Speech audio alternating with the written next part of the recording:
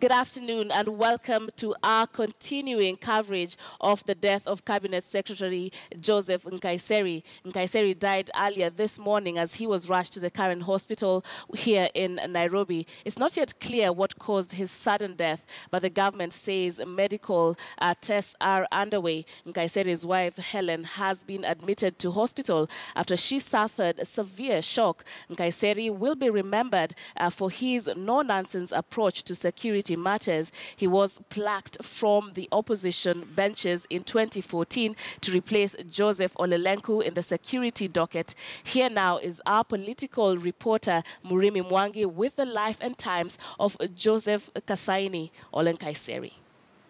Many Kenyans came to know about Major General Joseph Nkaissery from the year 2002 when he joined politics, becoming MP for the then very large Kajiado constituency. But Nkaissery was already a very prominent Maasai, having made his name in the Kenya Army, where he rose to the rank of Major General. He also served as Commandant of the Armed Forces Training College. He retired from the Army in December 2002 after 20 years of military service. As well as being a politician, he was also a senior elder of the Maasai community. He was never shy to speak his mind. As I said, when I was approved by Parliament, if you are a security agent, if you are an employee, if you are earning taxpayers' money, and you are given that job to secure Kenya, it is your responsibility. As part of Raila Odinga's ODM party, he was appointed Assistant Minister for Defense in the power-sharing government, led by President Mwai Kibaki from February 2008 to March 2013. I, Joseph Nkaissery. President Uhuru Kenyatta made a surprise appointment of General Nkaissery to the Interior Security docket, plucking him from the opposition party to replace Joseph Olelenku at the height of security challenges worsened by the Al-Shabaab terror attacks. My immediate move after leaving this place is to meet with the security team. We look at what the law provides.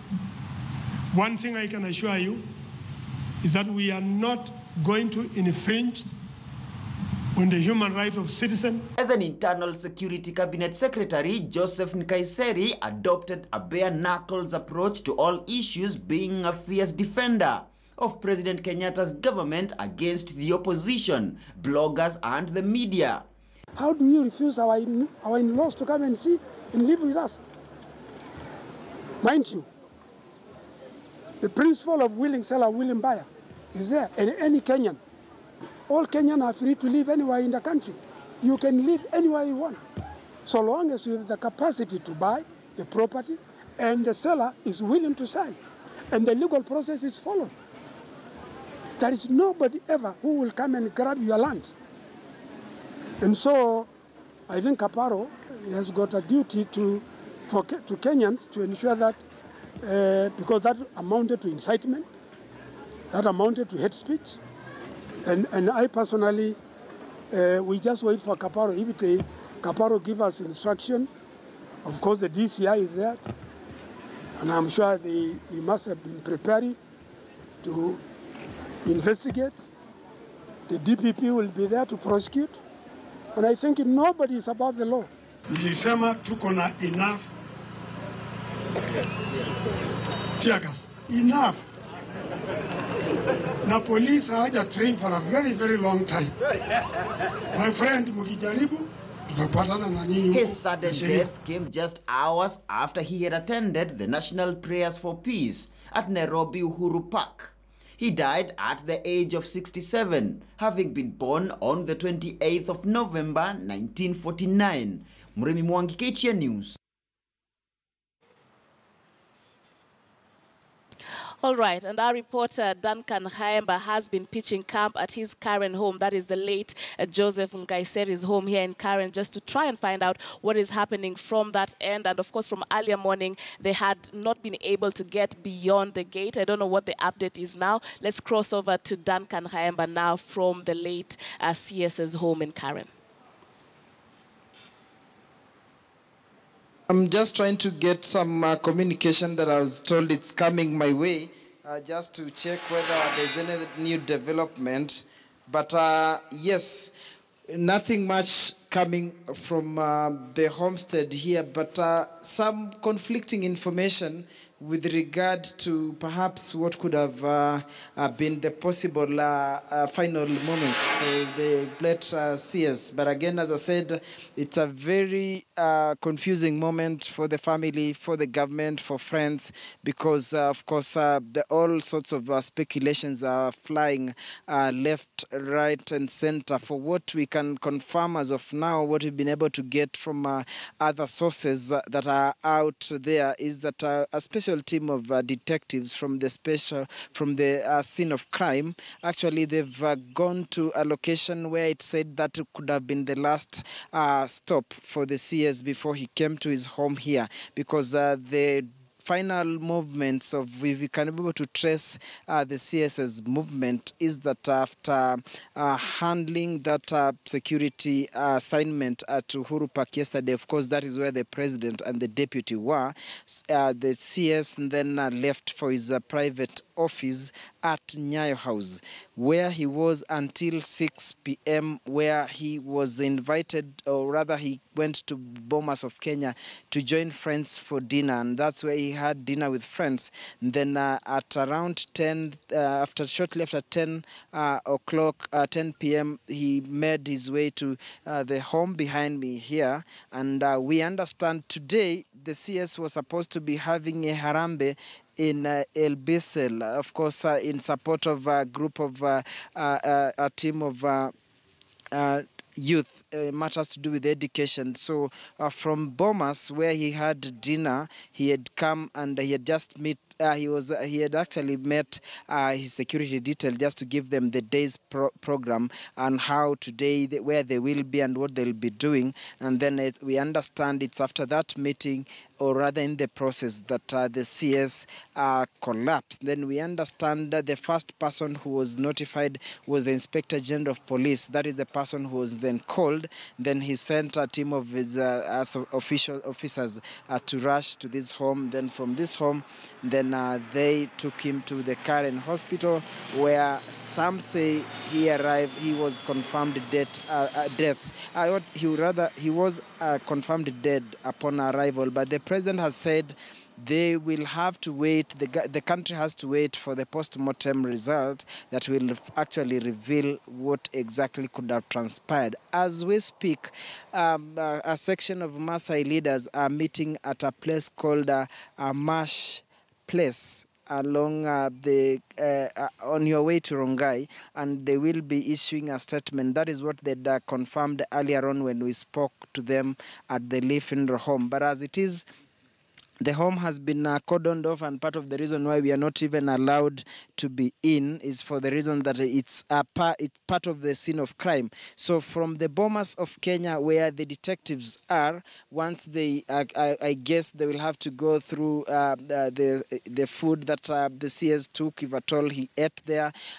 From there, they will come. We've been informed, of course, the area has been called a scene of crime. They've put that tape there. That could be the reason why the movement here is very, very limited, and we are not so sure, even those ones that are getting in, which particular area are they accessing. So from the Bomas of Kenya, where top detectives are at the moment, they could be making their way here, and then from here, and then of course that could be as far as trying to trace his last movement is concerned. But of course, the final decision or the final confirmation on what could have caused his death, as the president said, it will have to await a post-mortem. So for now, that is what we are able to gather. But perhaps the leaders from the Maasai community will be able to tell us more. And then the more reason why nothing much could be happening here, as we've been informing viewers, is that the wife to the late CS Mama Helen Nkaissery is also admitted at the Nairobi hospital,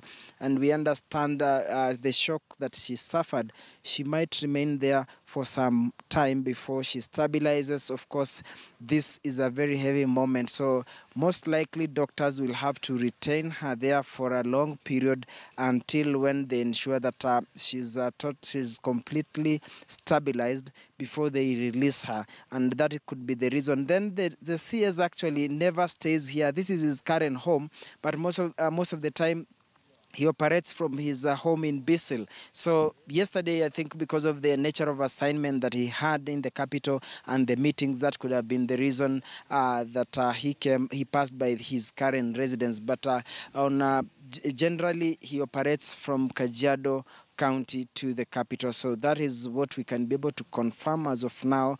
And those are the scanty details that we are having as of now. Sharon, if you can hear me, over to you. All right, thank you very much, Duncan Haemba, as he tells us scanty details still at this moment, but he tries to piece them up together for us. And the biggest question, of course, at this point that many have is what exactly was the cause of the death of the cabinet secretary, and the government has urged the country to just stay calm as the post-mortem exercise continues at the Lee Funeral Home, where we want to cross over to right now, and our Abdi Osman has been standing by there just to give us the details of what is happening from that side. Abdi?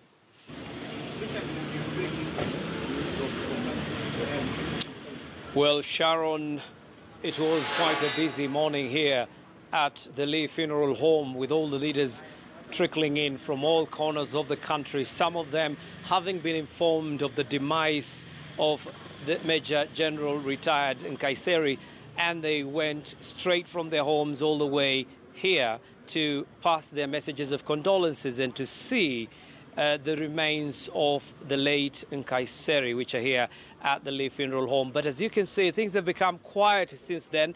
The main reason this has actually happened is because members of the public, including many residents and leaders from Kajiado County, have been advised that they travel back all the way to Bissell, where there will be a meeting of all Ma leaders, not just the Maasai leaders, and from there the decision will be made on the way forward.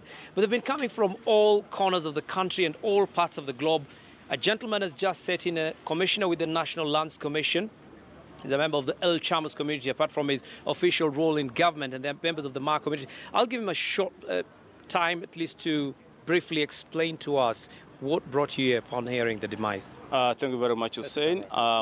Really, to me, it's such a sad day for me and the entire Ma nation and the Chamus specifically, which I'm coming from. I got this information quite early in the morning. I traveled last night to Baringo to join my people to do a big Karambe. But when I received the information, I couldn't hold it. I could not hold it. I had to travel back to Nairobi to come and join my friends, to come and join the family members and the entire nation. Because for us, really, it's not just like, Nkaissery was not just like another person. He was actually a momentous person that was holding the community together.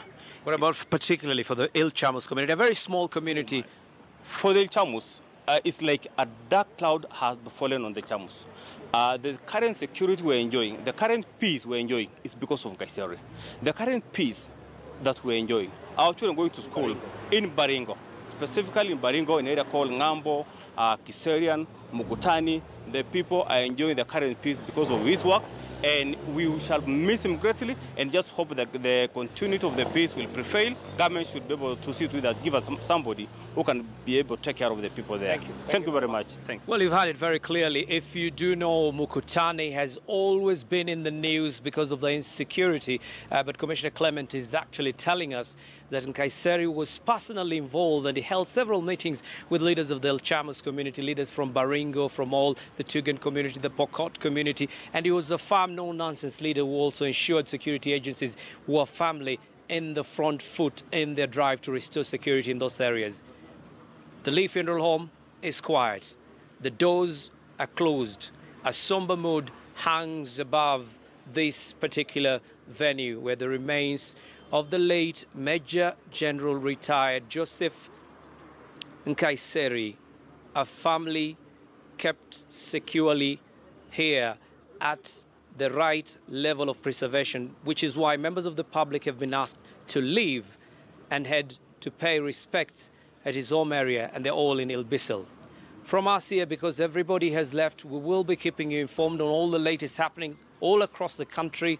But from our team at the Lee Funeral Home, the dark clouds may still be overcast above, but the country is mourning, digesting the news and preparing for the next chapter in the story of retired Major General Nkaissery. Back to you, Sharon.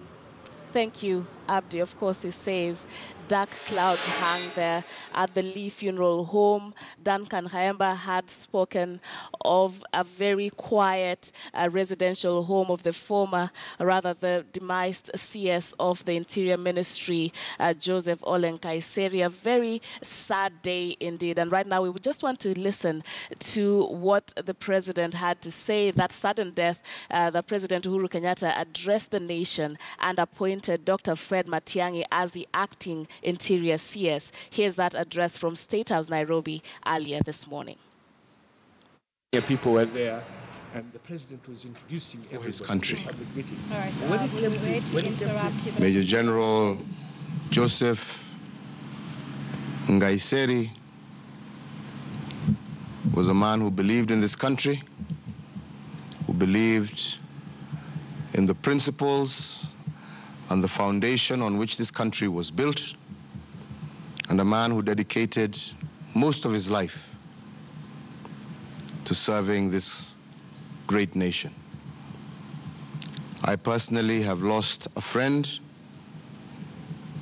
a colleague, whom as late as yesterday, we spent a good part of the day praying together for peace for this country, and whom as late as 9:30 last night were discussing issues pertaining and relating to peace, to unity in this country. And indeed, on one of his last notes, we spent discussing his great passion, which was Kenya's preparedness for the junior athletics that is supposed to commence in the next few days. I take this opportunity to offer my personal condolences to his family, his wife and children in particular, to his friends, to the Ma community, who have lost in a special way a great leader in their community. I call on Kenyans from across the political divide to mourn in peace and to uphold his singular mission of a peaceful, united Kenya. More details will be given out in the due course of the day as to the circumstances of this unfortunate and untimely death. But even as we wait for those results of the postmortem so that we can all properly understand the cause of death, I ask Kenyans to be calm. I ask Kenyans to be united. Let me at this point, because this untimely death also comes at a critical time in Kenya's history, as we approach a general election. We've also had the opportunity to have a National Security Council meeting this morning to assess the security situation in the country. And I wish to take this opportunity to reassure all Kenyans that our nation is secure and that our security forces are doing everything they can to ensure that our nation's borders and our people are secure. We have had an unfortunate incident this morning that we are currently assessing and addressing. But I take this opportunity to inform our Kenyans that there shall be no vacuum in securing our country. I have taken this morning the decision to appoint Dr. Fred Matiang'i as the acting Minister for Internal Security to ensure that there is no vacuum. I wish to assure Kenyans and all our friends of good faith that Kenya is secure, and I wish to take this opportunity also to let those who would wish to see a destabilized Kenya, an unsettled Kenya, that we are strong and we are ready. May God bless this beautiful country of Kenya, our people, and may God give our friend and colleague, Major General Joseph Nkaissery, eternal peace. I thank you. Right, that was President Uhuru Kenyatta earlier this morning addressing the nation from State House regarding that sudden death of Cabinet Secretary for Interior Ministry, Joseph Nkaissery. And of course, since then, so many leaders have continued to pass their messages of condolences, and the demised CS has really been eulogized as an astute person, as somebody who stood up for what he believed in. And I just want to have a conversation in studio right now with two guests. I have on my immediate right Kakai Kissinger, who is a lawyer as well as a political analyst. Many thanks for joining me. And Brian Mutia, who is a governance expert. Many thanks, gentlemen. Let's just talk about you know, the late Nkaissery's tenure in the Interior Ministry and how we can compare his service during his time from 2014 till his demise. Many have said that, and we have seen during his time, that there have been reduced cases of, you know, insecurity and crimes. Would you tie that directly to his service? Thank you very much. And of course, my sincere apologies condolences to the family, the wife, and all Kenyans. We mourn the death, and death is always untimely, but that's a passage of life, and we can't avoid it. Now, when you look at Major General Nkaissery, you have to look at his history in terms of where he came from, and it's very clear that he served 20 good years in the army and rose the ranks, and he became the Major General in the army. Right. So he had a wealth of experience in terms of security concerns and security matters. He became an assistant minister for some time and eventually was appointed as a Minister for Internal Security in Kenya. Now, to look at his legacy, you need to have a quick history of who have been the past ministers in this ministry. Now, look at in the last 4 ministers that have held this ministry. Look at the late Honorable Saitoti. He held this ministry for quite some time. Then came Honorable John Michuki, who held the position at the same time. Then later on came Olelenku, who held the position for less than, I think, 2 years. 2 years with so many challenges. And then, of course, Nkaissery came in place. Now, when you look at it, you realize that that Saitoti had laid very nice foundations as an internal security minister, which foundations were well-tailored and protecting the country. Because internal security ministry is one of the most powerful ministries in the country. Right. Because the country survives because of internal security and takes care of the internal affairs of our country and the external affairs of our country. Right. Now, it also comes at a time when Al-Shabaab and Kenya was completely insecure for a very long time.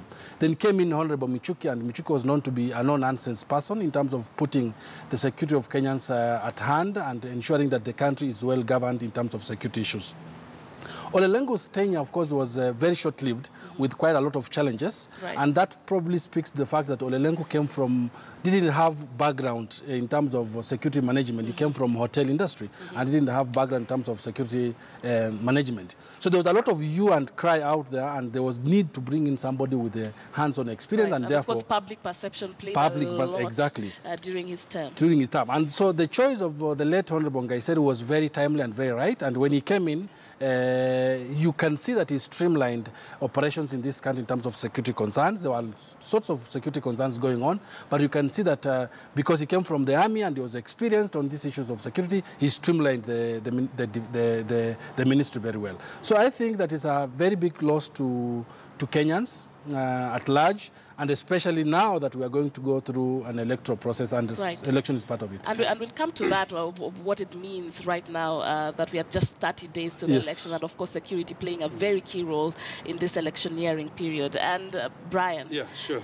Thank you, Sharon. I think I also want to take this opportunity, of course, to send my condolences to the family, to the country, of course, and also to the Ma community. To me, I want to say that Nkaissery was the epitome of the Ma community in terms of their unity. And he was so pivotal in terms of his role that he played in actually ensuring that we have our country secure. Right. And having been picked from the opposition, because he was a serving member of parliament, of course, by the time he was actually picked to head this docket, that actually signifies his sort of role, I mean, his ability his capacity to lead that docket. And you could, you know, say that when we had Ole Lengu, of course, we were being hit right, left, the center as a country by the Al-Shabaabs and other, you know, vulnerable, you know, ingredients. But enter Nkaissery, I think things stabilized a little bit, and we could see the country actually having a little bit of stability in terms of peace. And that can only be attributed to his ability to understand the security apparatus, the security dynamics and all that. And therefore he could bring a lot of wealth of experience from his previous performance as a general in the army, which he has served since 1970s, before he was even born. And to this level, you could see his experience coming into play. And I want to say that having been having demised, I think we can only, you know, wish him, you know, eternal peace wherever he goes. But I also want to reiterate that the president was keen to ensure that the country does not experience any sort of vacuum, because this is a volatile time that we are experiencing as a country, in the sense that... just talking about that, Brian, and of course the president was very firm on that we are not getting into a vacuum in terms of security. And both of you have alluded to the fact that, you know, the late Nkaissery was a military man and thus was able to streamline, you know, the security machineries in this country. What does it mean now? Of course, we have now Dr. Matiang'i in an acting capacity. You know, so there's no vacuum, but how confident are you that now we should not feel any sense of vacuum? He has no understanding, I imagine, of the military. You know, death is in most cases unplanned. And when it happened, of course, the president had to appoint somebody. As I said, internal security is one of the most powerful ministries in this country because of the internal and external borders have to be protected. Now, in government, which is the normal practice, is when such a kind of a thing happens, unfortunately, then there has to be an immediate replacement. Now, what Brian is talking about, the issue of vacuum. Just this morning, when I woke up, I read news that there was some beheading in Lamu. And this is the very day that your Minister for Internal Security has died. So what the president did was right in terms of appointing someone to step in immediately in an acting capacity. That means, therefore, as the country is mourning the death of Honorable Nkaissery, the president is going to reconvene himself. I'm sure there are procedures in government. And of course, the structure also, it doesn't mean that now that there's no head, that's the entire security. Exactly. So you must put a figurehead there, and therefore the figurehead has been put there. The president will reconvene with his team and decide is Matiang'i the right person to continue heading, or should we then appoint someone else? Remember, we have only a few days, 34 days left to the election. 30 actually. And so it's a replacement that is needy for the time being. As to whether Matiang'i has the capacity to handle the Ministry of Internal Security is a debate for another day, because when you look at what happened with Ole Lenku, coming from private sector and other industry, he had a lot of challenges. So maybe it's a stopgap measure that the president has adopted, but then with time we should be able to see a proper replacement. They'll have the time now to select who can do it. And remember, Matiang'i has a ministry is running, and the Ministry of Education is equally overwhelming. Compared then the Ministry of Internal Security is also overwhelming. So I think that's a stopgap measure. And of course, Matiang'i has been lauded for what he's done in the education ministry. Yes, performed, of course. Yes, Brian. I think it's a good move, because that signals that the president is alive to the fact that security is a cardinal issue for this country, and our vulnerability speaks by itself, that we are surrounded by people who means not good for us as a country, and therefore we cannot take that for granted, and therefore he was very, steadfast in ensuring that he fills that gap, and I do laud him. Although there are some critics, of course, when it comes to the politics of the day, who would say that, and I have heard this, of course, being said that he was too quick to replace, other than first of all, mourning the late Nkaissery. I think, to me, while we appreciate the space that we have to mourn as a country, but we cannot let also other, the country has to continue, the country has to move on. And I also want to say that we do not have to politicize everything, every move that is made for the sake of this country gelling together. And I also want to say that when it comes to the politics of the Ma community, I'm seeing a situation where the Ma community is also having a vacuum, in the sense that this is a guy who used to gel the community together. He used to give us, he was a sense of direction to the community, and apparently he used to be the man who used to receive all the consultations from other, players within the political space when it comes to matters of the Ma community. And this, I think, to them is a big gap that has been left. I don't know who is going to fill those shoes. Having looked at this country in terms of kinships, you realize that most of the leaders do not actually groom their younger people who perhaps in the event of their demise are able to fit in their shoes. So I think it is also a message to us, it's also a learning process for us, that we also need to put people in place in terms of, grooming them to take over wherever we exit from the space. Okay. And just earlier on, we saw the opposition leader, Raila Odinga, as well as some of the other principals just giving their messages in regard to the sudden demise of Major retired Joseph Nkaissery. Let's just listen in to what he had to say.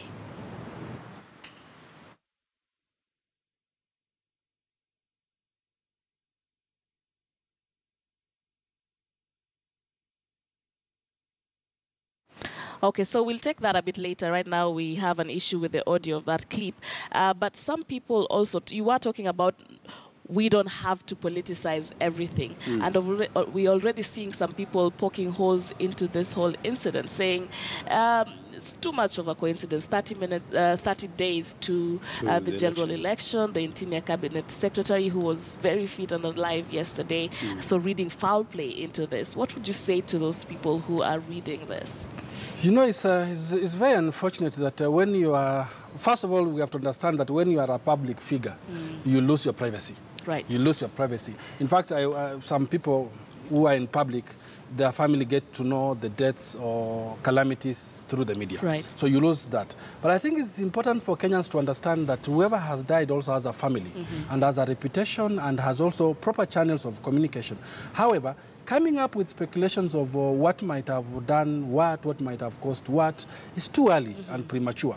And I think we have set machinery in place and let the government, since he was a public figure, and heading a very important Ministry of Internal Security, then let the proper mechanisms of follow-up in terms of documenting the causes of death be done. But Kenyans at the moment should actually stand very firm and console with the family. But also there's conflicting information. I don't know how important it is, or if even Kenyans have a right to, to just get clear information as of whether the CS actually died at home and was declared dead upon arrival at the Karen hospital, because there are conflicting reports about this, that he was admitted and then died several hours later. I think first of all we have to appreciate that we are operating within a highly saturated political space. Right. And matters of speculations, especially when somebody of his stature, of course, dies. Of course, you expect, all theories of speculations come into play. But again, I also want to say that, as my colleague has said, I think it would be mature if, as a country, we are able to focus on allowing the instruments or the systems that are in place, which are actually governed with the mandate of unearthing such an issue. Right. But if we continue still, sending unnecessary signals or speculations, to me, I think it's unfortunate. Although, this to me, I think some pundits will say is a jinxed sort of, portfolio in terms of the ministries when you look at them, and in the pattern in which, right, from Saitoti, Michuki, Jode, and now Nkaissery. I think to me, a lot needs to be. If I were pursuing a PhD on this, I think I would take that as a part of my dissertation. What would be that area specifically? To understand why. Exactly. Okay, we'll come back to that. Let's just listen to that clip from Raila Odinga earlier this morning, just giving his message of condolence. We are friends with him. As a member of parliament, he was a sportsman. As you know, he has been participating in Lewa Downs marathon on a yearly basis. But his other passion was small arms. And I made him the assistant minister for defense. And he served very diligently. And he was a member of the international community fighting against proliferation of small arms and how they can be controlled as a way of trying to control international terrorism. So he has used his knowledge and expertise in the service of this country. And therefore, in that regard, we all condole with his family, with members of his community, as Kenyans for his loss. Prime Minister Nkaissery leaves the country at a critical juncture when everyone is talking about the elections, and in the interim, Matiang'i has been given to hold brief.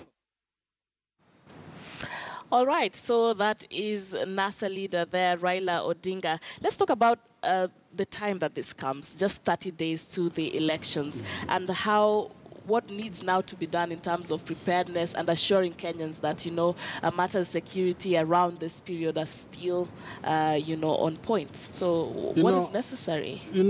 Where we are right now, and that's why this death is very untimely, is that we are going through an electoral process right now. We have a few days to the election. Now, there's a lot of preparations that is supposed to be done by the Ministry of Internal Security in terms of ensuring that the elections take place properly. So, yes, that's a ministry running the show.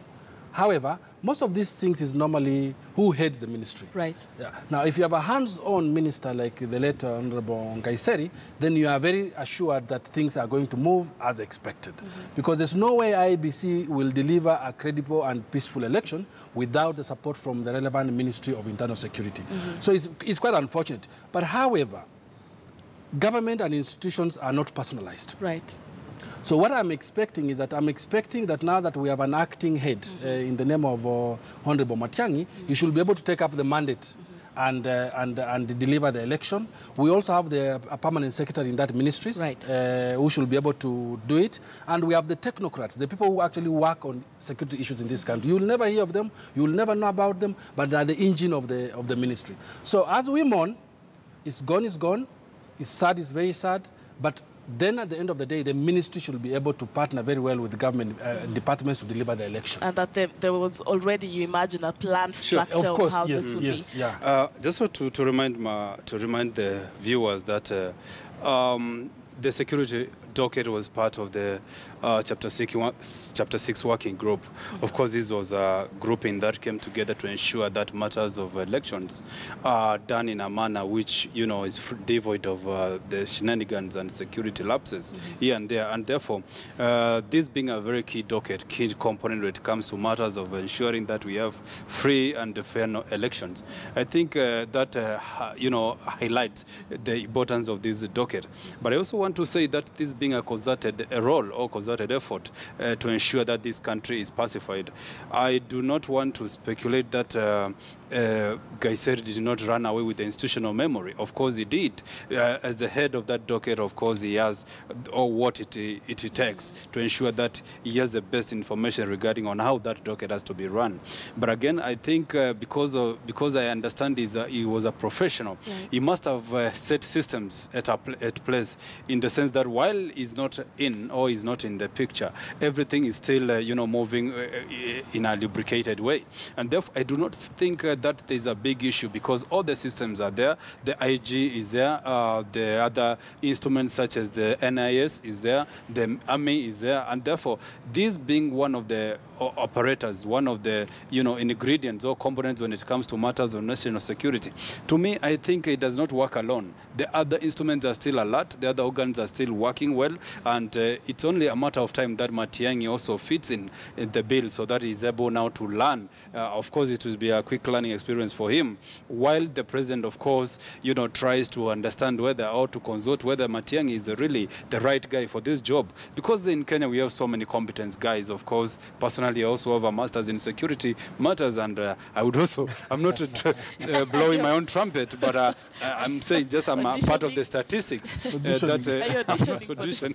Okay. Part of the statistics that we have so many people, qualified Kenyans, of course, who are able to head this docket and make it a success. Okay. So this is yet another blow to the Ma community because they have lost a number of their leaders, right from the late Saitoti to John Keane, Olentimama, and now Nkaissery. What do you mean? What kind of effect do you think this would have on the community? And I think my colleague Brian had indicated and talked about this issue. Now, death is not selective in terms of communities. Death happens because it has to happen. It's an eventuality that must happen. Yeah. The Maasai community, we mourn with you. We are sorry for what has happened because it happened. Kin died the other day. Honorable Kin died the other day. Honorable Ntimama died the other day. Honorable Saitoti actually was holding this very position, died a few years ago. So it's a cocktail of misfortunes in that community. However, just as my colleague was talking about, life must go on. Right. Unfortunately, life must go on. But it's something that we as a country have to continue praying because, as I said, death doesn't select specific communities. It can happen to any other community. And life has to go on, and we must continue praying and wishing that this cruel hand of death should not revisit such issues again. Right. And of course, during his tenure from 2014 to, early this morning, and we talked about this briefly earlier, about how we've seen reduced cases of crime and whatnot. What can you remember specifically about what the decisions he made and that led to this, and then that would form some sort of precedent of what kind of person would need to replace him? You remember at some point he was able to harness the commanding role of all the organs together to a central sort of positioning. And that means that he understands the works of the army, he understands the works of the police, and he understands the works of the intelligence. And therefore, him jailing these many security organs together to a central commanding sort of position, I think to me was a plus because at least you could see, a lot of synergies, a lot of partnerships, collaborations within the security docket in the sense that they were able to gel together. Remember when Olelenku was actually in charge of that, and I want to say that I do not want to belittle him in whatever he did. Of course, he did according to his capacity. We were having a lot of disjointed, coordination efforts to ensure that we have security as a country. But of course, you have to give it to him because, of course, he was coming from the hospitality industry. But here is a general who comes in with all the, the accolades, with all the decorations and all the experiences on board to gel our security team together. I think that one, personally, I have to give it to him. And you could see that even the attackers perhaps got a signal that whoever has occupied the seat in terms of the new sheriff in town is a no-nonsense fellas. And therefore, you could see that there were minimal, attacks here in this country. And also, the kind of messaging, the kind of, if you could read his body language, of course, he was meant to ensure that this country is free. And he was also ready to prove a point to the president that he was not wrong to pick him from the opposition as a member of parliament for Kajiado, to bring him, to head that docket. And therefore, he had to bring all his best experiences, on board to ensure that he proves a point to this country. And truly, according to me, if you may ask, I can rank him, I can give him an 8 over 10 in terms of his performance. Okay. And I think to add on that, which I think I totally agree with my colleague Brian, look at the fact that he came from the opposition. Right. He was an ODM member of parliament. And look at the fact that he was then taken over into government by of course, the Jubilee. But look at the roles that he did in terms of putting checks and balances in both political parties. Right. At one point, he was actually head-on-head with the chief of the opposition, Raila Odinga, in terms of what he perceives that Raila Odinga especially was... during the Okoa Kenya. During the Okoa Kenya. They had a lot of friction. During very many issues of hate speech. Right. And remember, Honorable Raila Odinga appointed him as the assistant minister. Yes. So he was able to camouflage himself and say, look, I'm no longer a politician, I'm a cabinet secretary, and I have functions and roles to play, and I'm heading a very senior ministry in government. And that's why and some have said that actually he has not been seen campaigning right now. Exactly. And he turned against ODM and was telling them, no, Honorable Raila, you have to do like this, you have to behave like this, we have to agree. Issues of hate speech I don't want. And remember that he's the chair of the security working group in this country. And at the same time bring out these other institutions, especially issues on hate speech. So I think he was able to show his true characters in terms of what he can. Sharon, before this escapes from my mind, of course you remember when the opposition was actually doing their demonstrations. He conducted himself as a professional when it comes to matters of ensuring that we have security in this country. And when they declared, of course, the government declared that the what do you call them? The demonstrations were illegal. Of course, the opposition was never spared of the clobbering, as much as he was coming from immediately from the opposition, and therefore that shows that he was actually sticking to his professional code of conduct. Right. And Kalonzo today was on record. Is on record that he appreciates as much as they were, clobbered here and there. He appreciates that he was actually doing just his job. And I personally have met Nkaissery in one of my State House visits, and as much as he has that intimidating height to me, I saw a soft-hearted person. And we'll come back to that with you, that personal touch. Yes, let's just get some attributes. Let's get some of the reactions that we saw earlier today from residents in Kajiado. Remember that the late Joseph Nkaissery was MP for Kajiado Central for 10 years. So we want to get some of the sentiments from this area. And also just to remind you, the viewers, that we are welcoming your calls. You can call us in studio. The numbers will be on your screen. So you can just share with us what your memory of the late Cabinet Secretary is and your sentiments at this time. So let's listen in to some of the views and sentiments and messages of condolences from Kajiado.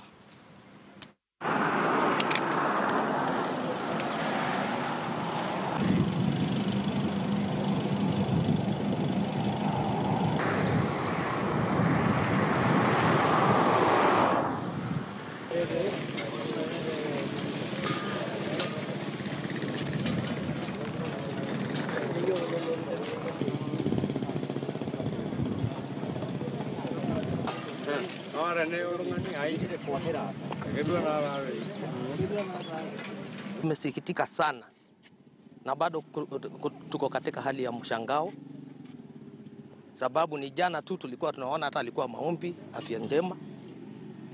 Bado tunawaambia serikali wajue kwanza kiini ya kifo chake. Tukiwa Wamasai, watoto wanalia. Kulikuwa na harambee ilipangwa jana ya bursaries huko Ngatataek, watu wameshajiandaa, lakini imekuwa usuni. Kwa hivyo sina mengi, hata usuni hawezi kunipanipa. Baba yetu Nkaissery wanapenda jamii ya Masai. Na kwamba kuna uzungu sana mzee Nkaissery umepoteza leo. Unasikia uchungu kama watu ya Bisil.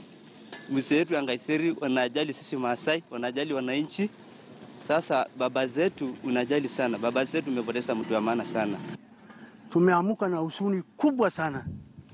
Na si wa Masai peke yake. Hata sisi wale ambao tunakaa na yeye hapa. Mtu kama mimi ni rafiki yangu kubwa sana. Ni ndugu kabisa.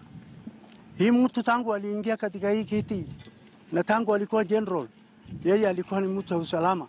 Kenya mzima ukiona kila mahali yote walikuwa kuna vita, lakini Masaini hakuna hata kidogo. Na yeye ni mtu ambao anapenda usalama, ni mtu ambao anapenda kutembelea watu wake, na leo kwanza ametuambia iko harambee ya watoto wetu ambao tunaenda kuchangia pesa na yeye anakuja. Lakini Mwenyezi Mungu amempenda na akamchukua. All right, some attributes coming from Bisil in Kajiado. And just before we took that, Brian, you are giving us your personal attributes.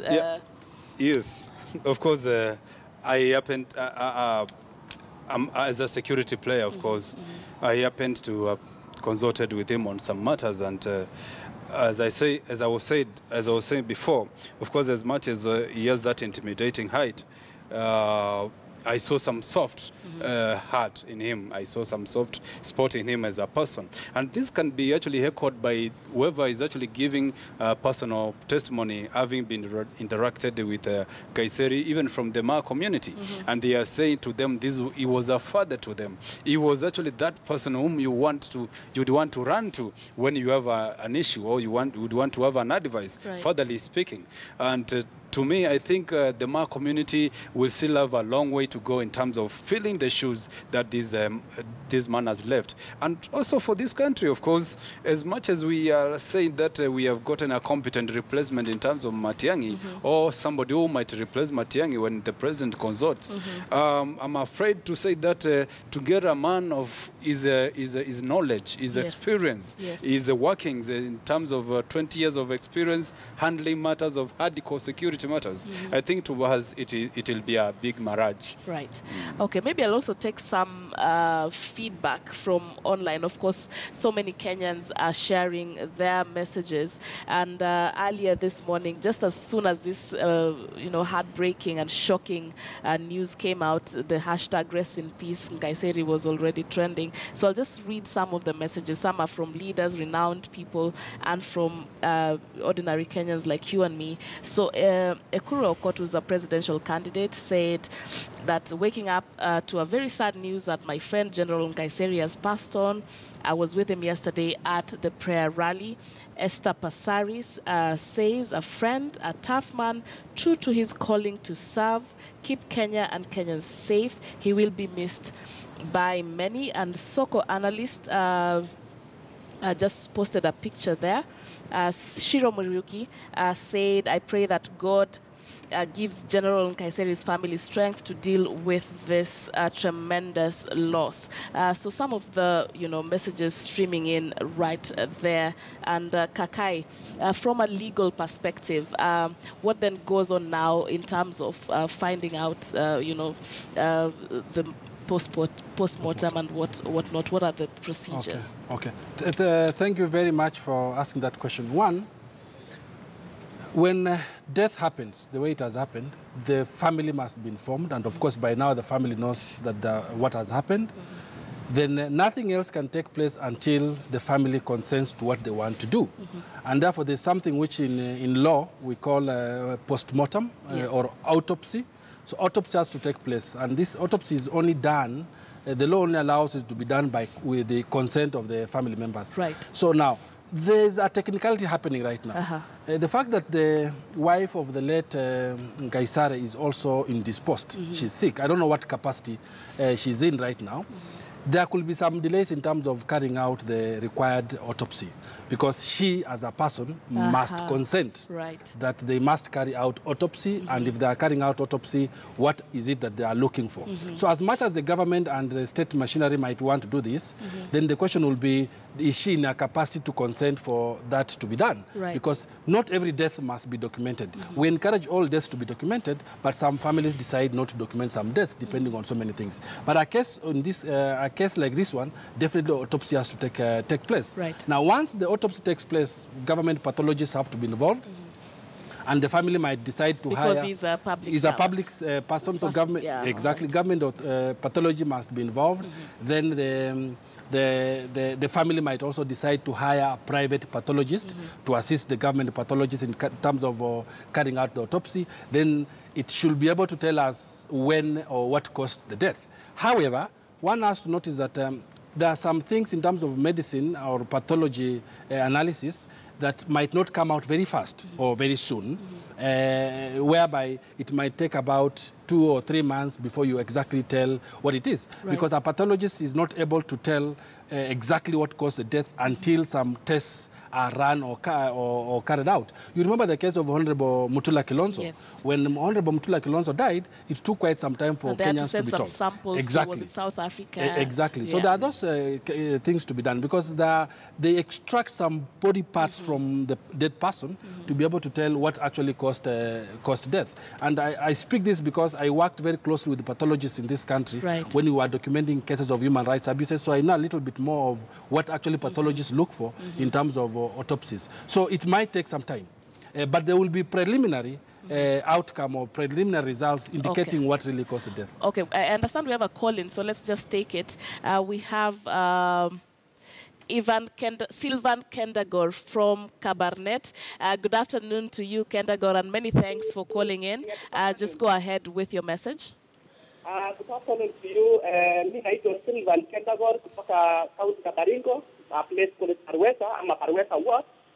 Kwanza ningelipenda nichukue fursa hii kutuma rambirambi zangu pamoja na familia, na ningelipenda kusema kwamba mheshimiwa amekuwa akifanya kazi nzuri sana na tumepoteza mtu wa maana sana. Ile kitu ambayo imenifurahisha sana ni kwamba amekuwa kwa maombi akijali yetu tuwe na peace ya kutosha. Kwa hivyo ninashukuru Mungu kwa sababu Nkaissery alilala na Yesu ama alilala na neno la Mungu. Kwa hivyo Brian pamoja na wenzako tunasema asante kwa kile mmeweza kuongea vizuri, sio hivyo tunaombea familia.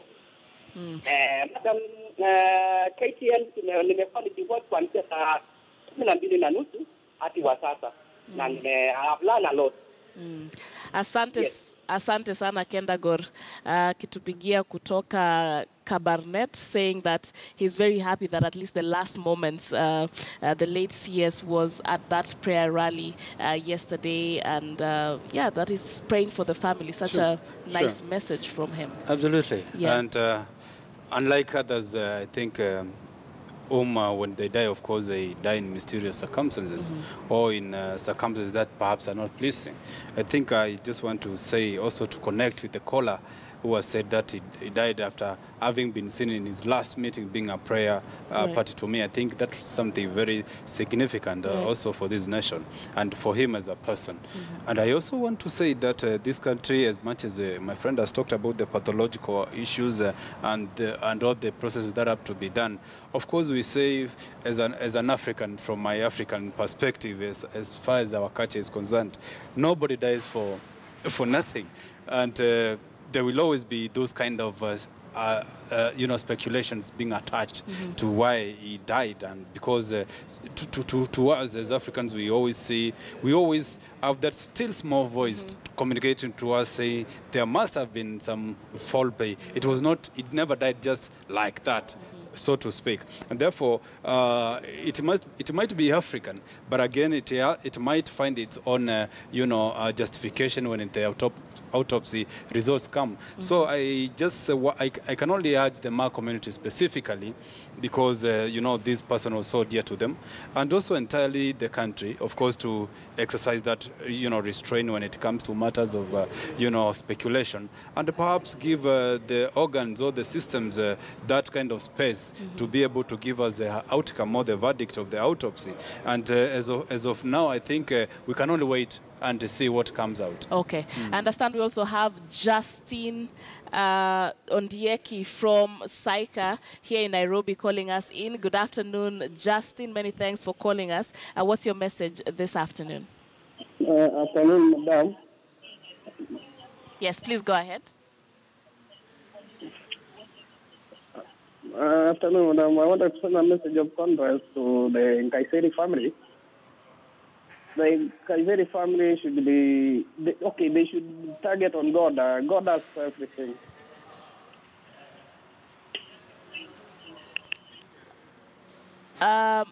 Sorry, Justin, we can't get you clearly. If you can speak up just a little bit more.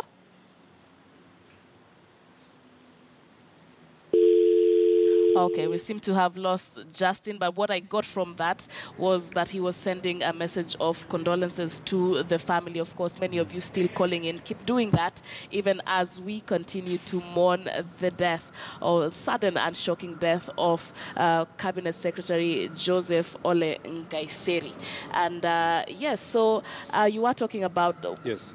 You know, as Africans, exactly. We have to read a lot about into death and what. Yes, but before this escapes from my mind, of course, when you listen to the Haura that is engulfing the country in general, you realize that both, you know, political divides are, you know, so much, you know, have been so much directly affected by this demise.